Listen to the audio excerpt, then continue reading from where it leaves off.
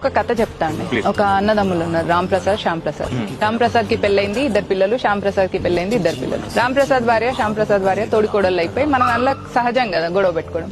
ఇద్దరికి పడలేదు, కోట్ల ఆస్తి, ఇద్దరు విడిపోయినారు, ఎవరింట్లో వాళ్ళు ఉంటున్నారు. ఒక అబ్దుల్లా వచ్చింది బంగ్లాదేశ్ నుంచి, రోహింగ్యా ముస్లింలు అనుకోండి. వాడికి 4 భార్యలు ఉన్నారు, 18 మంది పిల్లలు ఉన్నారు. రామ్ ప్రసాద్ ఇంట్లో పనికొచ్చింది. వచ్చిన తర్వాత రామ్ ప్రసాద్ బిజినెస్ వ్యవహారాలలో బిజీగా ఉంటూ ఊరికే తిడుతుండే అన్నట్టు అబ్దుల్లా.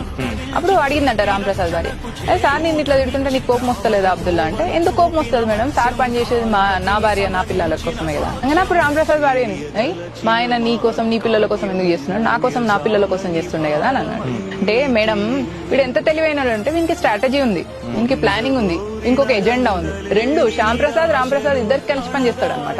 అంటే ఇక్కడ ఆఫీస్ లో ఈయనకు బిజినెస్ కి, అక్కడ ఆయనకు బిజినెస్ కి. ఎందుకంటే అన్నదమ్ముల మధ్యలో ఎంత బ్రేక్ ఏం రాదు కదా సహజంగా. తోడుకోడళ్ళకి రాదు, ఫ్యామిలీ వేరే ఉంటది కదా, అన్నదమ్ములు మంచి మాటలు ఉన్నారు కాబట్టి వీడు ఇద్దరికి మీడియేటింగ్ చెప్తున్నాడు. రేపు నాకు 18 మంది పిల్లలలో నాకు 9 మంది కొడుకులు ఉన్నారు, ఎవరో ఒక కొడుకు ఎవడో ఒకటి నీ కూతుర్ని లైన్ వేస్తాడు, లవ్ జిహాద్ అని మీరు మొత్తుకుంటారు. అరే నా చెల్లెని ఎట్లా వేసుకోపోతావురా అని చెప్పేసి నీ కొడుకు వస్తాడు. నీకు లింగులు ఇట్టుకోమనుకుంటా ఒకడే కొడుకు, నాకేమో 8 మంది కొడుకులే.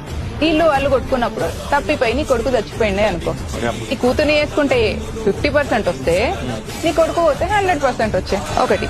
2 అక్కడ మీ మరిది ఉన్నాడు, వాళ్ళకు కూడా ఒక బిడ్డ ఒక కొడుకే.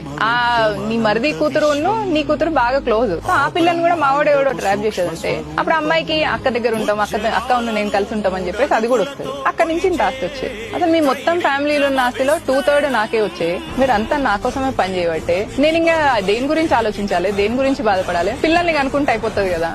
ఈ కథ ఖచ్చితంగా సెపరేట్ గా కట్ చేసి దీనికంత బ్యాక్గ్రౌండ్ మ్యూజిక్ వేసి జనాలకి ఇంట్రెస్టింగ్ గా తయారు చేసి, ఎందుకంటే ఖచ్చితంగా చూడాల్సినటువంటి కథ కాబట్టి ఎంత వీలైతే అంత ప్రయత్నం చేస్తాం. దయచేసి ఈ వీడియో షేర్ చేయడమే కాదు, ఈ కథ సెపరేట్ గా షార్ట్స్ లో పెడతాం, అది కూడా మీరు డౌన్లోడ్ చేసి పంపినా సరే అబ్బా ఖచ్చితంగా ప్రపంచానికి తెలుపుర్రి. వామ్మో